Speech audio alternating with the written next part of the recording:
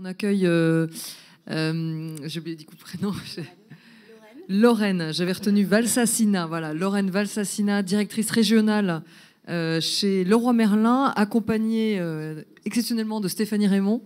Là, j'ai retenu, donc ancienne directrice magasin, et vous êtes aujourd'hui donc à la gestion de projet davantage, et vous allez nous dévoiler quelques stratégies donc digitales à 100% chez Leroy Merlin. Voilà. Merci. Allô. Donc, bonjour à tous. Bonjour. Je vais commencer par une petite diapo qu'on montre pas mal à nos équipes pour leur donner le moral. Je pense que vous reconnaissez. Donc, la crise de 29, vous savez. En 4 ans, le chômage multiplié par 10 aux États-Unis et la production industrielle divisée par 2. Est-ce que vous êtes capable de dater cette photo-là ? 2008 ? Qui d'autre ? Donc c'est assez normal qu'on pense dans 2008 parce qu'on pense crise de 29, fermeture de magasins, donc forcément haute fermeture de magasins, ça doit être une autre crise. En réalité, c'est pas du tout 2008, c'est 2017. 2017, une année de forte croissance aux États-Unis et une année de plein emploi. Donc qu'est-ce qui se passe aujourd'hui ? Il se passe que les magasins ferment alors que l'économie bat son plein et que les gens dépensent. Donc je vous apprends rien, on est là pour parler de retail. Il y a un modèle qui est terminé et nous qui nous concerne particulièrement chez Leroy Merlin. C'est le modèle de ces grandes boîtes où on trouvait tout, donc en l'occurrence chez nous pour votre maison, où vous veniez en voiture dans une zone qui était un peu à l'écart d'un centre-ville, vous remplissiez votre coffre. Ce modèle-là, il est terminé. On le sait, depuis que Internet a introduit un autre moyen de rentrer en contact avec le produit, nous, retailers, on s'est fait disrupter. Le modèle de tout sous le même toit, on était le seul point d'accès au produit, est devenu un modèle où on pouvait aller soit chez un retailer, soit sur Internet. J'avais par exemple ma librairie Internet et ma librairie physique. Quand même, les retailers ont compris que c'était bien de créer des ponts. On a créé les drives, par exemple, avec un parcours où je pouvais prendre contact sur le site, aller chercher en magasin. Mais aujourd'hui, le client nous pousse à aller beaucoup plus loin, puisqu'aujourd'hui, ce qu'il veut, c'est un point de contact unique qui lui donne accès à l'ensemble des solutions possibles pour son produit, sans avoir à se casser la tête. Donc juste pour vous faire un peu d'histoire, parce qu'on est toujours très très fiers, nous, de notre histoire chez Leroy Merlin, on est une entreprise qui a 70 ans, et qui a commencé avec un génie du commerce, comme beaucoup de grandes enseignes, Adolphe Leroy, qui se met à ramasser les stocks américains laissés par les GIs. Donc il avait déjà une petite épicerie, un petit commerce avant. Mais grâce à ça, grâce à cet opportunisme, il fait fortune. Et ses héritiers vont créer la chaîne Leroy Merlin qu'on connaît, qui sera rachetée dans les années 80 par la famille Mullier, qui a déjà le savoir-faire d'Auchan, et qui va faire de Leroy Merlin le concept de GSB, donc la grande surface du bricolage. Comme tout commerçant, un commerçant qui ne bouge pas, c'est un commerçant qui est assuré de mourir. Donc l'enseigne c'est aussi adapté à l'évolution du commerce que je vous ai montré. Donc à la fois, évidemment, un développement international, mais aussi un développement omnicanal. Vous savez que notre site est dans le top 10 des sites les plus fréquentés en France. Donc on a 250 millions de visiteurs, ce qui est énorme et ce qui montre qu'on a bien pris ce virage. Et donc, effectivement, on est face aujourd'hui à un marché en révolution. Vous voyez cette partie-là qui sont grosso modo toutes les GSB et nos concurrents historiques. Et on voit qu'effectivement, cette partie digitale, elle croît à une vitesse absolument inédite et extrêmement fort. Donc, on voit bien qu'en 2022 sera grignotée une grosse part du marché historique du bricolage, à savoir la distribution pure et simple de produits. Par contre, là où c'est intéressant quand même pour nous, c'est qu'on a cette partie de la tablette de chocolat qui est autour de l'artisanat. Et donc, on a un vrai levier de croissance autour du serviciel, puisque aujourd'hui, c'est une grosse attente de nos habitants. Et qu'effectivement, aujourd'hui, se contenter d'être juste retailer de produits physiques, on va vite se faire manger par Amazon qui, un jour ou l'autre, le fera mieux que nous. Par contre, on a effectivement cette opportunité, donc cet océan bleu à aller conquérir très rapidement. Et donc, du coup, il faut qu'on pivote. Donc du coup, pour tout ça, donc chez Leroy Merlin, on est très collaboratif, et donc on a la chance d'être dans une boîte qui a lancé un process vision, donc avec ses 22 000 collaborateurs. On s'est interrogé pendant 2 ans de savoir qu'est-ce qu'on veut être en 2025. Et donc en 2025, on sera celui qui construira avec tous les nouvelles façons d'habiter pour mieux vivre demain. Donc si je vous fais un petit détail, donc construisons avec tous, c'est ce qu'on appelle l'évidence habitat. Donc aujourd'hui, on veut devenir l'évidence habitat et donc aller bien au-delà de ce qu'on sait faire aujourd'hui en termes de distribution de produits. Les nouvelles façons d'habiter, donc on est très attentif effectivement à tout ce qui est prospectif autour de l'habitat et également sur les nouvelles façons de travailler. Donc on est très en disruption et en méthode agile. Et pour mieux vivre demain, c'est d'être effectivement utile et de proposer aussi à nos collaborateurs une expérience collaborateur de référence, en même temps qu'on proposera une expérience de référence à nos habitants. Voilà, donc pour illustrer tout ça, je vais redonner la parole à Lorraine qui va vous expliquer comment un magasin existant a pu pivoter. Et après, moi, j'enchaînerai sur la page blanche et ce qu'on en a fait. Merci. Donc, en effet, nous, ce qu'on voudrait vraiment vous montrer, on n'est pas du tout des pros du digital. On est des opérationnels purs et durs, 10 ans de magasin et 15 ans. Voilà. Et en fait, dans nos expériences, à la fois de faire évoluer un magasin ou d'ouvrir un magasin, en réalité, aujourd'hui, le digital a complètement changé notre métier, puisque, comme vous l'avez vu, en fait, c'est le client qui nous pousse à changer. Et donc, l'histoire que moi, je voulais vous raconter, c'était l'histoire de ma nomination de directrice de magasin. Vous savez que dans le retail, mais comme beaucoup de secteurs, c'est la taille qui compte. Puisque quand vous êtes nommé, on vous demande tout de suite quelle est la taille de votre magasin, évidemment la taille du chiffre d'affaires, et que souvent le prestige ou la confiance qu'on vous manifeste, vous la mettez en rapport avec le nombre de millions qu'on vous donne. Donc moi, quand je suis nommée à Rueil-Malmaison, c'est un magasin qui fait 37 millions, qui fait 8000 m², c'est pas un gros magasin. Et donc je me dis, à un moment donné, il va falloir quand même que j'aille chercher de la taille si je veux m'imposer face à mes collègues dans les retrouvailles de directeur de magasin. Donc je fais un calcul qui est assez simple. Je me dis, le magasin, il est, je ne sais pas si vous connaissez Rueil, mais il est en face du Country Club qui fait, avec le centre hippique, là, qui fait 45 hectares. C'est une zone avec un pouvoir d'achat exceptionnel. En construction, c'est une zone magnifique. Elle est tellement magnifique qu'elle fait 1,5 milliard en potentiel sur notre marché. Et qu'en plus, elle n'a quasiment pas de concurrents qui font le même métier que nous. Donc 37 millions, 800 000 m² et un job assez facile à faire d'aller chercher du chiffre d'affaires. Donc si on fait une règle en 3, pour aller chercher un marché d'1,5 milliard, c'est simple, il faut un magasin de 100 000 m². 100 000 m², c'est le château de Versailles. Bon, voilà le magasin en vrai. Donc le magasin, il est dans un centre commercial, vraiment avec des petits accès, c'est des écoles autour, donc impossible de faire circuler des poids lourds. Il est avec des travelateurs, des monte-charges, des ascenseurs, vraiment toutes les complexités qu'on peut retrouver. Donc même pour faire 50 millions de chiffre d'affaires, toujours avec le même principe de proportionnalité en mètre carré, il faudrait un étage en plus. Vous voyez tout de suite que c'est impossible à faire. En plus, pas de concurrents. En fait, c'était un peu rapide comme analyse, puisque en juin, Amazon ouvre à Bretigny, donc à 40 minutes du magasin, son nouvel entrepôt magnifique mécanisé avec 20 millions de références, qui va simplement augmenter sa gamme France de 25%. Et en fait, quand on regarde la zone avec un regard différent, donc cette nouvelle façon d'acheter du client, c'est une zone qui est déjà ultra connectée et qui achète déjà beaucoup sur Internet. Donc là, à ce moment-là, je suis un peu découragée à me dire, j'aurai jamais la plus grosse taille de chiffre d'affaires. Et heureusement, notre DG Group, parce que vous savez, on fait partie d'un groupe qui s'appelle ADO, qui est numéro 3 sur notre marché au niveau mondial, nous dit, c'est une bonne nouvelle, grâce au digital, en fait, on n'a plus besoin d'être les plus gros pour être les meilleurs. En fait, ce qu'il faut, c'est être les plus utiles. Donc c'est ce que Stéphanie disait, c'est pas offrir le plus de produits dans le plus de mètres carrés, c'est être le plus utile pour l'habitant qui veut faire son projet.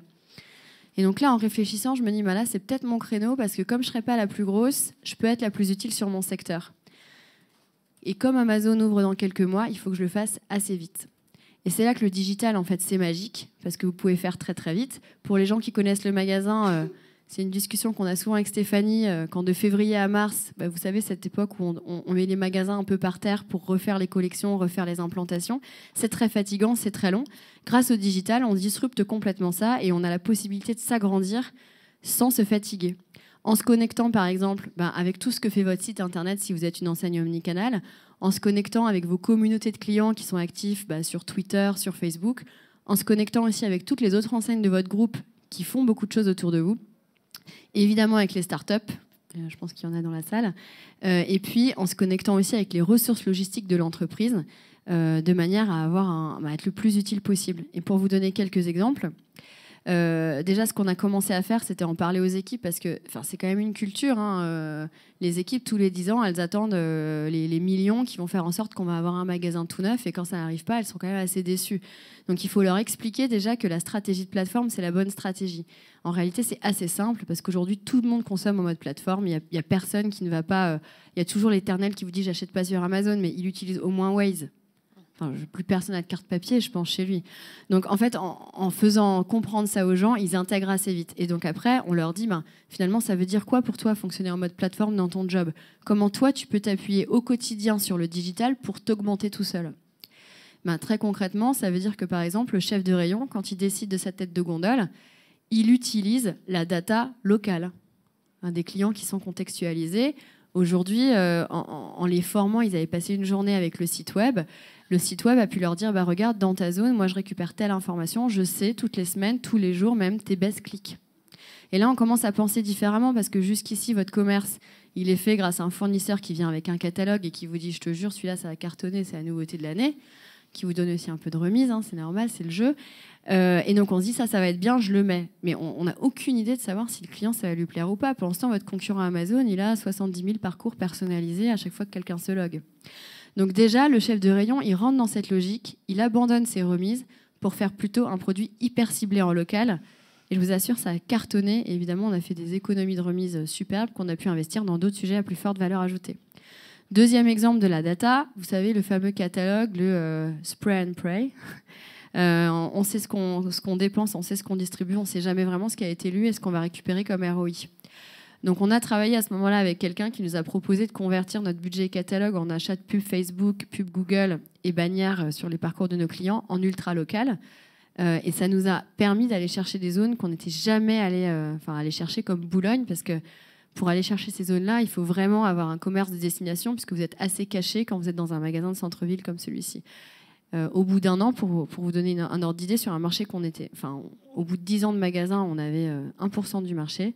Au bout d'un an de 100% digital, on faisait plus 40% sur un marché à 80 millions. Donc un vrai enjeu de magasin plateforme. Autre enjeu, en vous connectant avec des startups, vous allez beaucoup plus vite qu'en intégrant les services. Et en travaillant par exemple avec une startup comme Zelos, aujourd'hui un client de Rueil, il est capable, quand il sort du magasin, de se faire appeler une sorte d'Uber de la livraison, en fait une camionnette, qu'il ramène chez lui à partir de 39 € sur une zone de 5 km. Et ça se fait du jour au lendemain. Enfin, vous le savez, c'est du jour au lendemain, en trouvant le bon partenaire et en animant le bon geste auprès des équipes.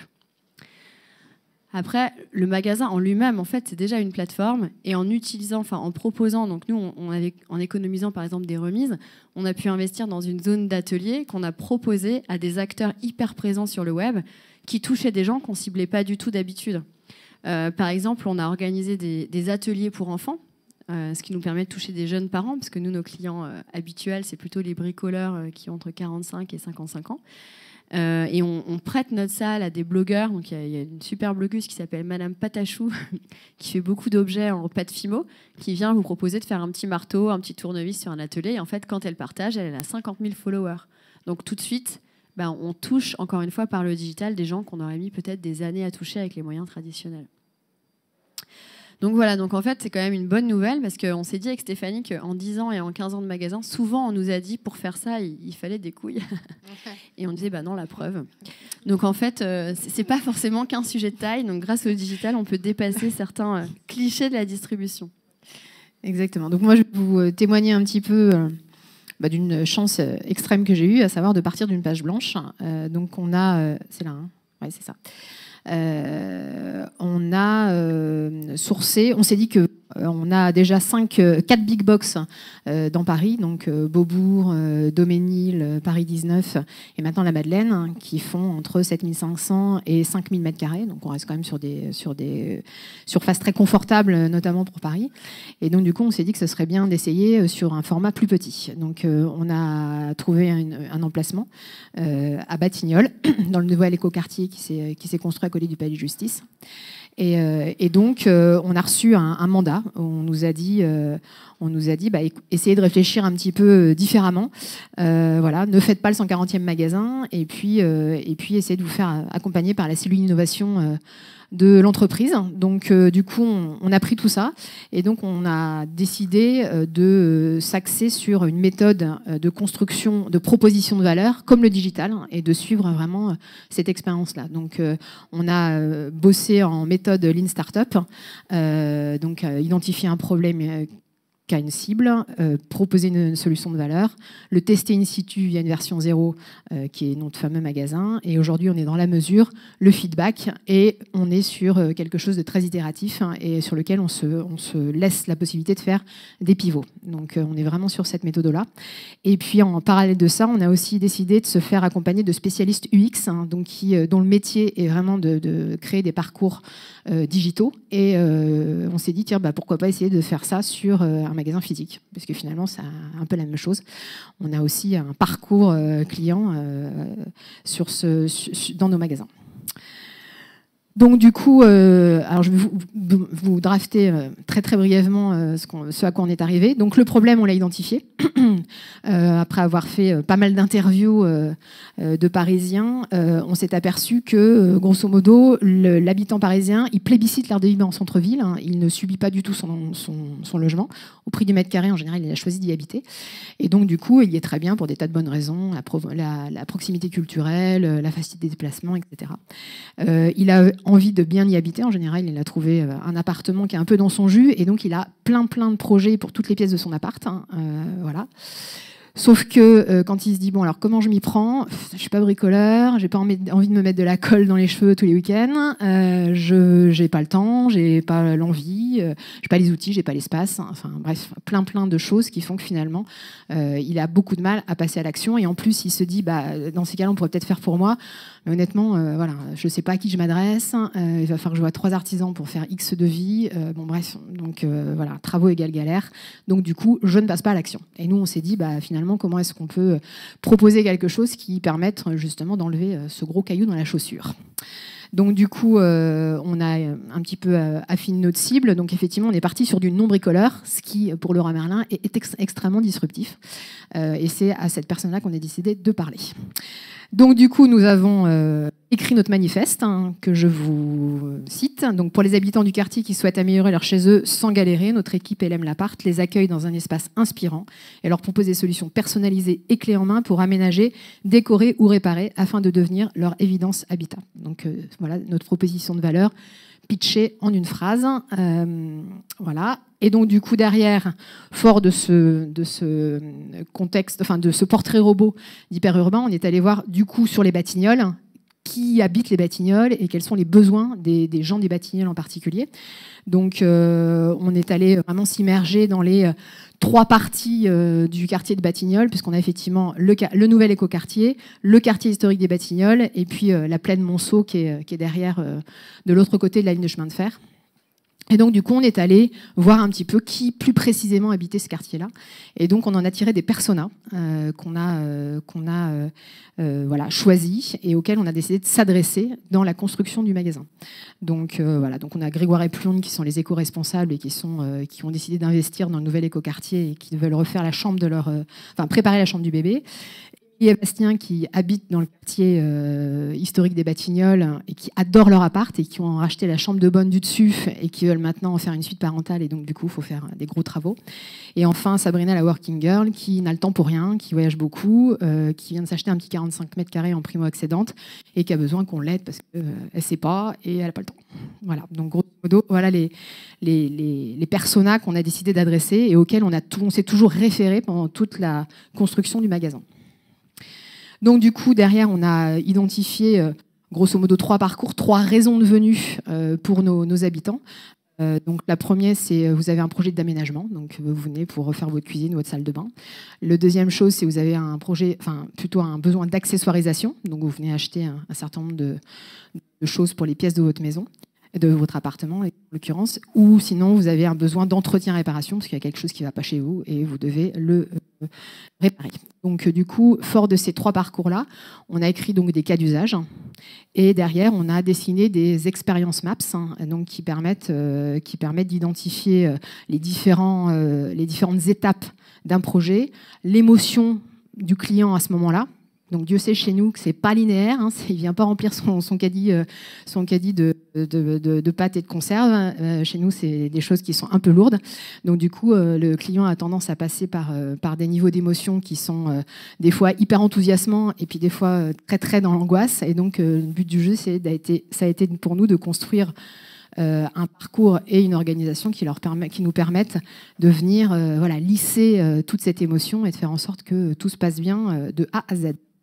Donc on a des expériences maps et donc du coup on en a tiré des blueprints qui sont vraiment une espèce de cartographie de ces étapes, de ces émotions et donc du coup de tout ce qu'il faut qu'on fasse nous en back-office pour que les choses se passent le mieux possible pour notre client. Voilà, donc on a vraiment utilisé toutes ces données-là par rapport à un magasin classique qui est plutôt construit sur, grosso modo, quelles sont les parts de marché de tous mes marchés historiques, luminaires, décoration, quincaillerie, etc.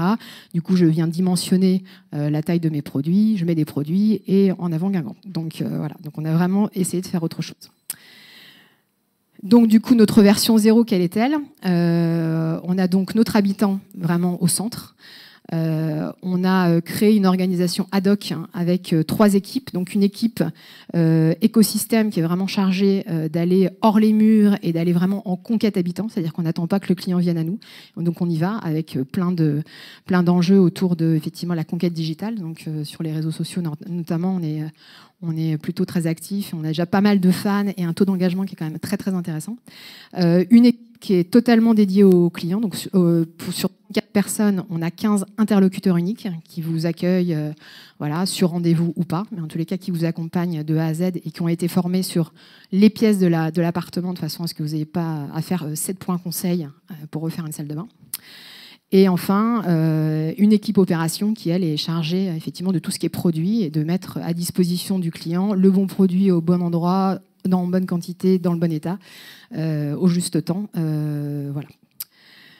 Donc tout ça s'appuie sur les 3 parcours dont je vous ai parlé. Un concept de magasin du coup qui est qui est organisé autour de l'inspiration. Donc sur 1800 mètres carrés, on a décidé de consacrer 300 mètres carrés de surface à des appartements qui ont été totalement remis, comme des vrais appartements avec des plafonds, etc. Donc c'est vraiment des appartements qui sont très représentatifs de ce qu'on trouve dans le quartier des Batignolles. Et derrière, tout un point de conception avec une matériothèque qui vous permet de faire votre solution sur mesure. Et on termine par effectivement tout un parcours shopping qui vous permet d'accessoiriser les pièces de votre appartement et d'avoir le kit de survie de l'habitant urbain pour entretenir ce qui doit l'être. Donc tout ça vient s'appuyer sur tout un écosystème. Donc notre supply, on a vraiment aussi disrupté la supply Leroy Merlin parce que notre enjeu, le magasin est très contraint, petit, avec 7000 références, donc tout livré à l'unité. Donc ça a été une grosse disruption dans notre façon de faire. Et bon, c'est pas fini. On s'est aussi appuyé sur le Figital et donc on a eu pas mal de passe-droit entre guillemets. Donc nos collaborateurs sont équipés d'un smartphone, ils ont leur ligne directe, ils ont un certain nombre d'outils. On leur a installé SketchUp pour être un peu plus pro dans le design des solutions. Donc il y a un certain nombre de choses. La boîte s'est mise aussi en branle là-dessus. Et puis bien évidemment notre écosystème local, on profite aussi du fait d'être nouveau dans le quartier pour pouvoir vraiment être à la naissance de l'animation du quartier. Donc là-dessus on est très présent. On a organisé notamment la fête des voisins dans le parc Martin Luther King qui a été un vrai succès. Donc voilà, on essaye vraiment d'être au plus près de nos clients et enfin de bien évidemment s'appuyer aussi sur l'écosystème Leroy Merlin et ADO. Donc nos appartements sont meublés par des meubles Tikamoon et Déco Online et des Coquelicots qui sont des startups digitales du groupe ADO. Voilà. Donc allez voir le magasin de Batignolles, surtout. En fait, en préparant cette intervention, on se disait avec Stéphanie qu'on était vraiment des passionnés du magasin Et si certains ont travaillé en magasin, c'est vraiment très particulier. L'atmosphère à 6 heures du matin avant que les clients soient là, le chiffre qui monte le samedi, quart d'heure par quart d'heure, la queue en caisse où on prend une caisse pour pouvoir un peu soulager les équipes et que ça aille plus vite. Et aujourd'hui, on est particulièrement fiers évidemment d'être dans une entreprise qui a compris que le magasin tel quel n'existait plus, mais que le magasin existerait toujours soutenu par le digital, accéléré par le digital, augmenté par le digital, et qui donne la possibilité, tout ce qu'on vous a dit, c'était en mode test, en mode autonome, avant d'être déployé au niveau national. Vous avez vu que souvent l'entreprise est citée, on a ouvert un Make It pendant 1 an dans le Marais, vous pouvez aller faire du bricolage. On a donc le magasin de Batignolles qui a ouvert, le magasin de Madeleine aussi en face, derrière l'église, qui a ouvert. Donc c'est vraiment une vraie fierté et c'est très rassurant en tant que collaborateur de voir toute cette mise en mouvement. Et hier, l'Expansion a publié un classement des marques retail préférées des Français et on était numéro 2. Après notre cousin de Decathlon, puisqu'on appartient au même groupe familial. Donc c'est une vraie fierté et en tout cas, grâce au digital, le meilleur du digital et le meilleur du magasin, on a vraiment confiance en l'avenir. Merci de votre écoute. Merci beaucoup à toutes les deux. Du coup, on a un petit peu de temps pour des questions. On peut prendre 10 minutes de questions si vous le souhaitez. À nos 2 intervenantes, une en bonus pour ce début d'après-midi. Oui, alors on va les prendre par le micro, comme ça enregistre en même temps.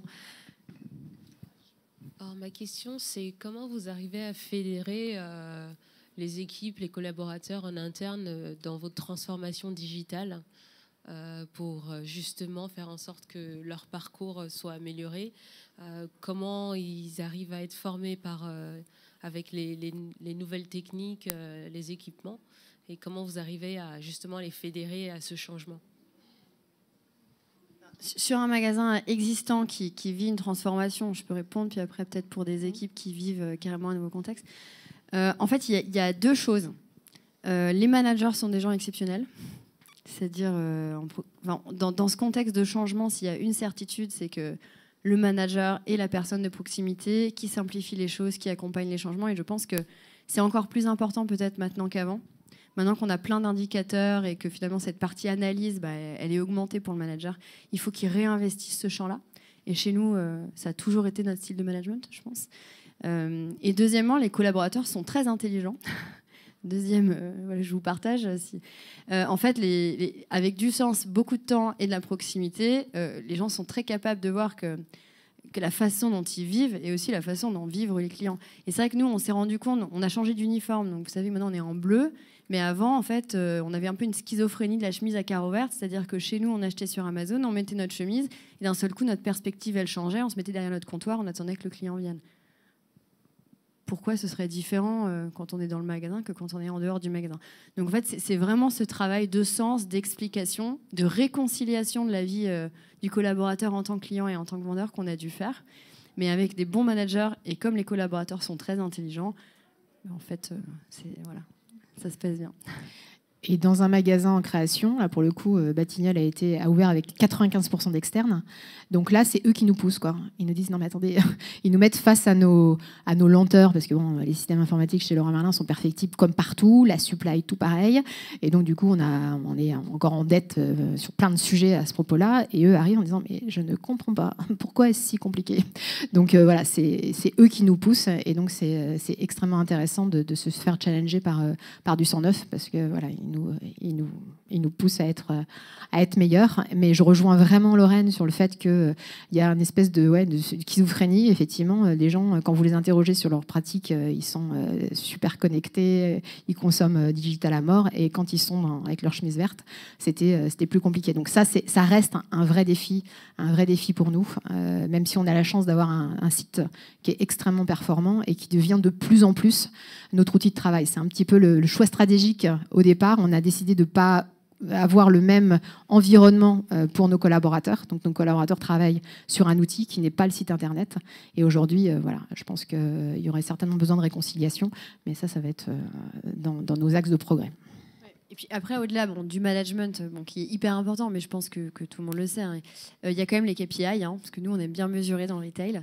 Et en fait, quand le collaborateur il voit qu'en 24 heures, on lance un service de livraison, alors que normalement, ça prend 1 an, quand il voit qu'en mettant le best click, il économise en remise, il n'a pas de stock à gérer et ça cartonne au niveau de sa tête de gondole, quand il voit que grâce à son track digital, en fait, il se rend compte que finalement, le produit le plus regardé, il ne l'avait pas pris parce qu'il pensait que dans ce quartier, les préjugés qu'on peut avoir avec l'intelligence humaine, qui n'est pas aussi puissante qu'un robot, hein, et qui voit qu'en fait, ça cartonne, nous, on est quand même dans une industrie, quand on mesure ça marche, on se dit que c'est bien, quoi. Donc, en tout cas, moi, ce que je dirais, c'est beaucoup de management, beaucoup de proximité, puis des quick wins pour faire comprendre aux gens que ça marche. Et une fois que ça marche, ensuite, on prend le mouvement et puis c'est assez facile à vivre.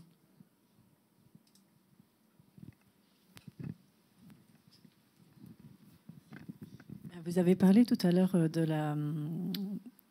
du switch que vous avez fait sur le catalogue papier vers le catalogue digital dans votre magasin. Est-ce que c'est quelque chose aujourd'hui qui a été généralisé à l'ensemble du réseau? Est-ce que ça se fait à ISO budget? Et est-ce que vous pouvez nous en dire un petit peu plus sur les performances que vous avez obtenues? Alors, c'est pas encore généralisé. Là, on est dans une phase de test CRM onboarding. Mais on part quand même d'un magasin à 30 magasins là, qui sont sur le test. Donc, on est 135 magasins. Donc, voilà, ça vous fait un quart des magasins.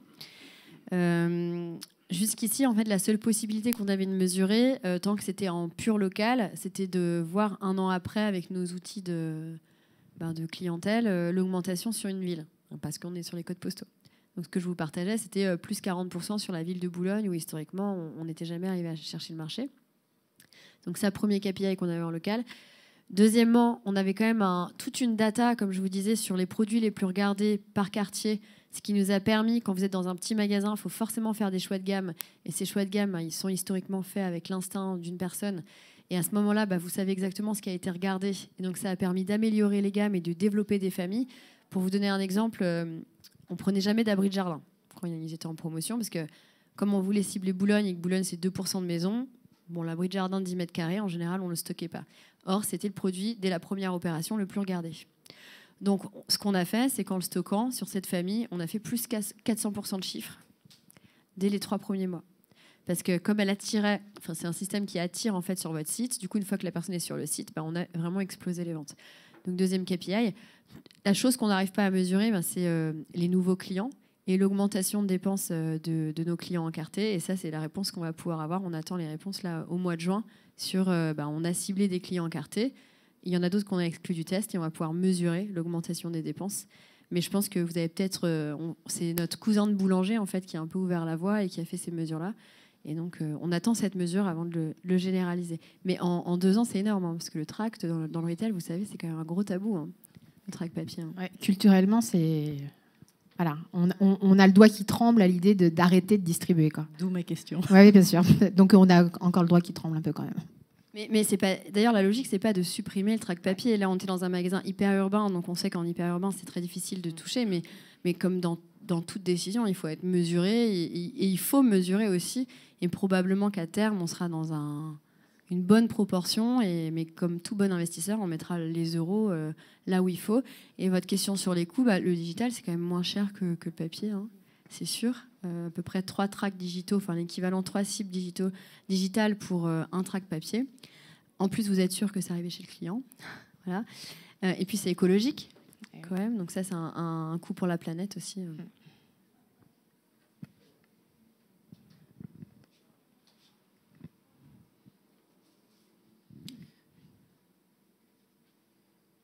Moi, j'avais une question. Parce qu'en vous écoutant, il y a quelque chose d'assez marquant. C'est qu'on voit que, en fait, ces 2 femmes qui se sont imposées dans un univers, et en tout cas une marque assez masculine, alors sans aller dans les clichés plutôt féministes. Est-ce que sur la partie digitale, il y a une différenciation à faire entre la cible féminine, la cible masculine? Comment vous la traitez chez Leroy Merlin? Bonne question. En fait, jusqu'ici, je réponds pour la partie physique. On avait développé ces 5 dernières années des formations, justement. Donc nous, ce qu'on sait faire, c'est 4 murs, des gondoles et puis des chemins entre les gondoles. C'est notre métier de base. Et donc, on avait développé en effet des formations merch qui expliquaient que les parcours des hommes et les parcours des femmes n'étaient pas les mêmes. Mais enfin, en supposant, parce que c'est toujours pareil, vous supposez avant la data, avant l'ère de la data. Et je pense qu'aujourd'hui, donc oui, on avait les femmes flânent, il leur faut de l'inspiration, et puis monsieur, lui, il veut directement les rayons techniques juste après les caisses, donc qui sont accessibles. Aujourd'hui, ce qu'on va avoir avec les personas qui sont développés à Batignolles et qui sont en train d'être constitués chez Leroy Merlin plus généralement, ben on pourra avoir la preuve. C'est comme tout le monde, en fait. Avant, on croyait, on pensait, on avait éventuellement quelques panels anonymes. Maintenant, on va savoir. Je pense qu'effectivement, aujourd'hui, pour le coup, le magasin des Batignolles est... Alors, surfréquenté par les femmes, ce serait encore... voilà, ça fait 4 mois d'ouverture, donc pour l'instant, on est encore au tout début. Mais c'est vrai qu'on a beaucoup de femmes, mais beaucoup de couples aussi. Donc voilà. Et historiquement, chez Leroy Merlin, on s'est aperçu quand même qu'il y avait de plus en plus, sur les 10 dernières années, notre clientèle se féminisait vraiment extrêmement fortement. Et donc, du coup, aujourd'hui, on n'a pas les données vraiment de la navigation sur le web, savoir si ce sont des femmes, des hommes. Je n'ai pas d'infos là-dessus. En tout cas, elles ne sont pas officielles. Mais voilà. En tout cas, ce qui est sûr, c'est que data ou pas data, on est sûr que quand les data, après, viennent, il faut juste les exploiter, quoi. Ouais, c'est en cours d'être fait. Mais je pense que data ou pas data, et ça sera peut-être notre conclusion, c'est que ce qui est sûr, c'est que quand un couple vient, c'est monsieur qui paye, mais c'est madame qui décide. Madame qui décide, ça c'est sûr.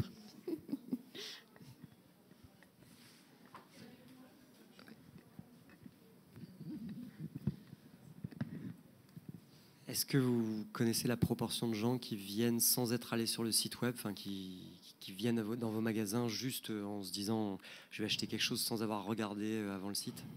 Alors je vais répondre à l'inverse. Aujourd'hui, on estime qu'à peu près 85% des gens qui poussent les portes de nos magasins sont allés sur le web. Donc ça, on est absolument persuadés, alors ça c'est sûr, que la première porte poussée chez Leroy Merlin, c'est le web.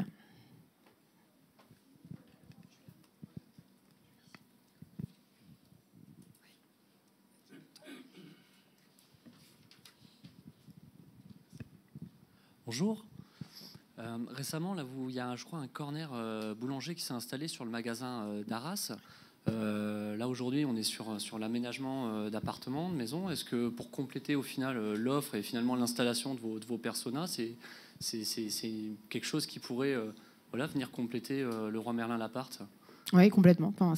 Aujourd'hui, c'est nos limites, quoi. Aujourd'hui, de toute façon, on est effectivement sur l'aménagement de la maison au sens extrêmement large, hein, même depuis l'accompagnement sur trouver un terrain, etc., jusqu'à effectivement l'habiter, domotiser, etc., etc. Donc on est vraiment aujourd'hui en train d'explorer toutes ces pistes-là.